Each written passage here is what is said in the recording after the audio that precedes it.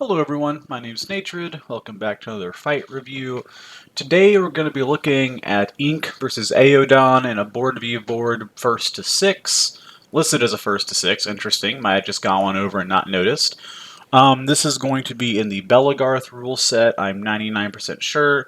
This is going to be from Zephyrus Talon's YouTube channel. And actually, let's click over here real quick. If you haven't been to his YouTube channel yet, I recommend subscribing to it because he uploads very frequently. Just about weekly. Close to it. Anyways, let's get into this review. If I seem kind of out of it, I'm not feeling super great right now, so... Let's give it a look here. Righty be righty board. Right in my comfort zone. That's up to you. You can first to 10 her and you can first to 5 me. How about that? First to 10? Some negotiations on how long we're gonna fight. It's a best of 11, but okay. You okay? Did I hit you in the face? No, you ran the line.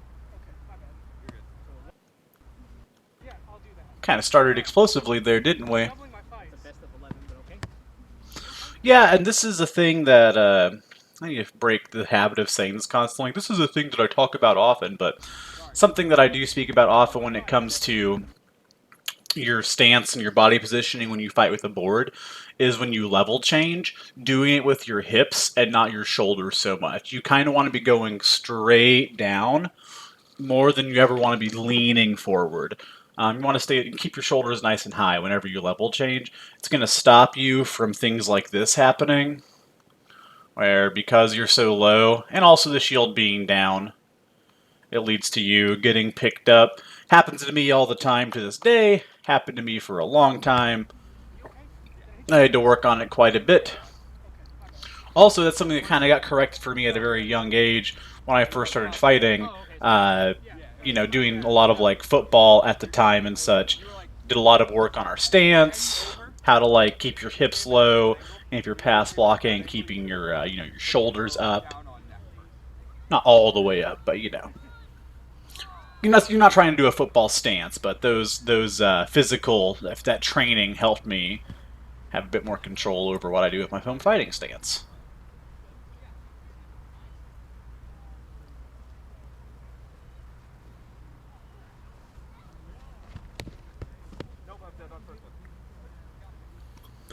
Yeah, so this is Ink and Aodhan. I'm not sure who is who, so I'll probably just call them Round Shield and Square Shield.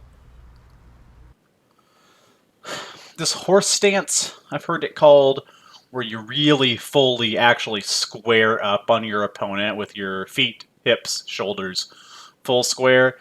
I don't like it. If somebody's going to actually do it and be good at it, it's probably somebody with this kind of body style, more on the slimmer side of things. It just opens you up so much on both sides. And, you know, that may sound like I'm saying that with hindsight because I watched what just happened, but yeah. There's just no chance once the exchange begins to, like, step out, to move aggressively or defensively in any, like, really aggressive way, or really, yeah, forceful way. Gets caught up in the exchange, loses a shield arm. A little bit easier for that to happen when you're squared up, of course. Can't fight out of it.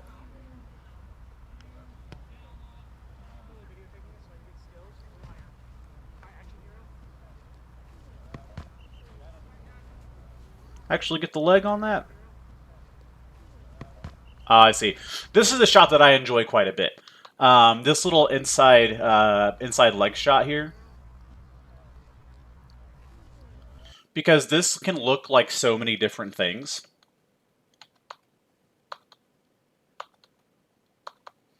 Yeah. From like this throwing position, I feel like you can look like you're going to be doing a flat chop, cross chop. You could be like almost like, oh, I'm going to twist and I'm going to high cross you. You can be like starting high as a fake, then going low for money. Or something that I do really often is I'll trade off between going for money shots and going for this inside leg shot right here to constantly play with my opponent's brain. And also, once they get really overcommitted, like now that you're attacking two different levels on that side, they may more quickly overcommit and over-adjust to guarding it, which opens up their shield side shoulder flat wrap, which is one of my favorite shots to throw ever. No, not me. Gear switch to the super long bat. I don't think this is a good decision.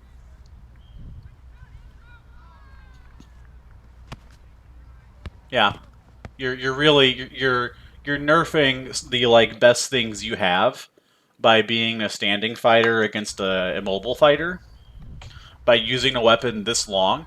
And even if it's really nice and light and as well balanced as it can be, it's going to have a longer recoil time and a longer flight path than something shorter. I personally believe in the games like this where you allow for physical contact, I get that we're trying to be nice here. You know, we're not trying to be super serial. But hit this leg, crush. Like stepping away, walking away, you know, letting your opponent have a nice time to reset while you switch over. You're gaining, if you're gaining any advantage, I feel like it's very small. And when I say crush, I don't mean like literally run them over, but boom, right here, you got the block. Oh, he's going down. Step in. Step in and run that shield into that striking lane and start working over the top of this shield side. You can work like shoulder, shoulder, hip, hip, hip, shoulder. But you have just so much advantage in your the height of your angles, like how your shots are going to be coming in. They're going to have much more chance to hit. You're going to be able to make that, like, you know, make some contact with your opponent and then start moving around one side or the other. You know, I've seen guys where, like, if he starts to circle, this person can knee walk and keep up with them rotate as they rotate. But if you're making some, you know, button-to-button contact with the guy, button-to-button, like belly-to-belly contact with the guy, and then start, like, moving around, probably going to, like, keep him locked up. It may end up with him getting knocked over. I will never advocate for actually dropping on your opponents or slamming them to the ground. I dropped on an opponent once that I was trying to crush and actually broke his leg. So don't do that. Our sparring partners are one of the most important pieces of gear that we own. Yes, to him. Two, okay, two. Yeah. Really crazy pitching. Yep, almost got it there. Yeah. But look at how much like respect and response this little tight inside leg shot gets now. See, we're starting off with a longer bat too, and you know I fight with a 40-inch bat occasionally, and I love this shot when I'm fighting with my long bat. You're so far away. You're still threatening this leg, but you're so far away. You're very safe. When you throw these, you gotta be worried about getting ran down, of course. And this low shot causes the square shield to fully stop his momentum and post there for a second. Really crazy pitching. Suddenly he has to respect it a whole lot. This is where I would start throwing money. Or actually, if they're already respecting it that much, start maybe like just dropping my body to fake for it and then throwing high for their shield shoulder as they overcommit. Yep, guard pants again. And there's a lot of action here, so let's take a little bit of a slower look at it. This is how you fight people with really long bats, or as I've heard them called, bolt actions, which I think is a delightful term. Try for that inside leg, have the problem of having this big long thing, we gotta get back up.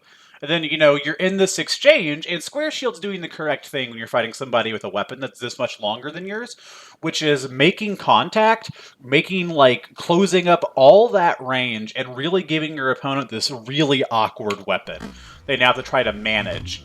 And, like, even that little crossover there doesn't look like sufficient force to me. Then, yeah, we're dead there. Like, when I watched this in real time, I was like, oh, that might have been the arm. But also maybe not. And like in a just to be honest, in a chucking it in a semi-competitive atmosphere, most people are going to be a little bit thicker. They're definitely not going to be any lighter on their calibration. Okay, some good exchanges, some lows, some quadrants. Sorry. Are No, you you're fine. good? My face went to your hand. I'm good. Yeah, I was gonna say, I wasn't sure there for a second what we were talking about, but this is a very excellent step in and wrap over the top here. Yeah, just a little bit of downward movement from our square shield fighter. Sells it and sets it up.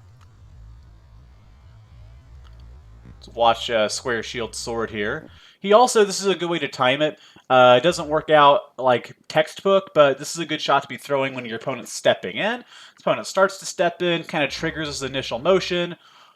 Pump back. Big wrap. And maybe got a little bit of shield on it. Little bit of shield to the or a little bit of shield to the face here. A little bit of fist to the face for our square shield fighter. Sorry. Yeah, no, those are just good beats. My face went to your hand. I'm good. Yeah. I'm like, all I felt was nose, and I was like, oh god. No, you're fine. That was my bad, if anything. Okay. I put my face into your sword. Good honor. Good honor. Nose under my fist, and I was like, oh fucking Christ. Alright, for the sake of the camera, one fighter thought they punched another and dropped their sword to avoid like any other aggression. So the fight is taking place at the actual hit, which was a leg, and we weren't hit other than Alright, that's all. Yeah, I was like, oh god. Okay, so whatever happened there, we ended up legged on the other side. And so, you know, good beats here.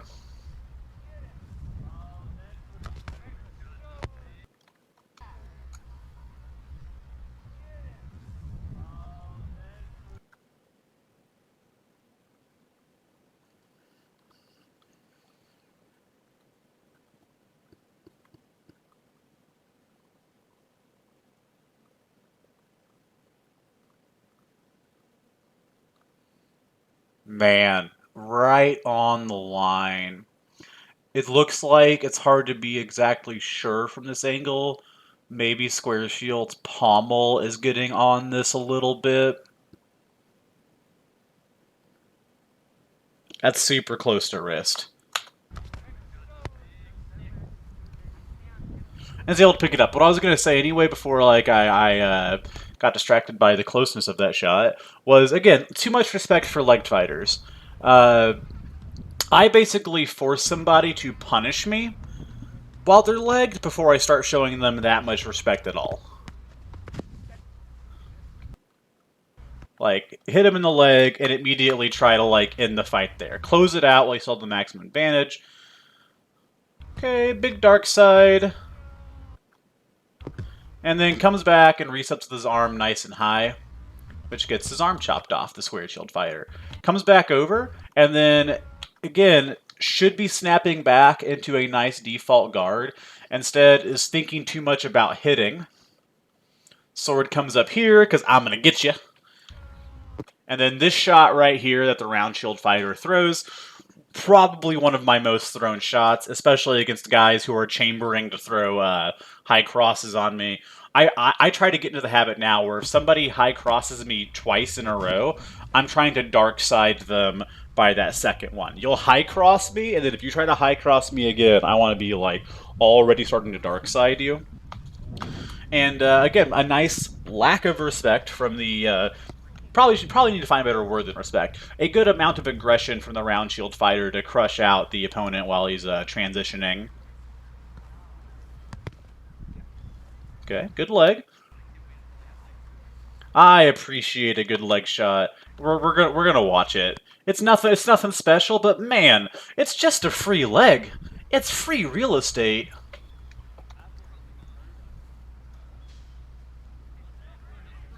See, you know, this isn't like SCA. You don't have to wait for your opponent to get down and set. Grappling's an accepted part of this game, and of course I recommend everybody do it as safely as they can, but, you know, I would consider this a semi-competitive atmosphere, doing a first two, and I don't think I would give my opponent that much time to just chill. Yeah. Who's to say if that would have changed the outcome of this fight? Yeah. You're treating them, you know, by just sitting there and standing in front of somebody and exchanging with them and letting them get fully set. You're giving them every chance to simulate being a not-legged fighter as much as possible. You know, the second you get a handicap on them, run away with it. I have the problem all the time this like round shield fighter just did, where it's like, hoobla! I'm gonna throw, and there's just nothing there. Just hit absolutely nothing. Okay. Good. See, I've talked about this a lot in a lot of my videos, but if you find somebody that's high crossing you a lot, or you find that you and somebody else are high crossing each other, you gotta be the first person to dark side. Like, okay, we high crossed each other. Oh, that was a high cross. I don't know what my brain saw. What did my brain see here? It's live television, folks. Nope. Okay, just won the high cross war. Takes the long weapon. Oh, what a neat way to finish it off. Like, way to be honorable to your opponent, give them time to gear transition, and still stick the fucking dick at the end of it. I appreciate it. 5-2. Oh, we got one more in here. Oh, this has been a fun one as far as reviews go. I tried to do the baptism on you, so you just had it on recording. So close.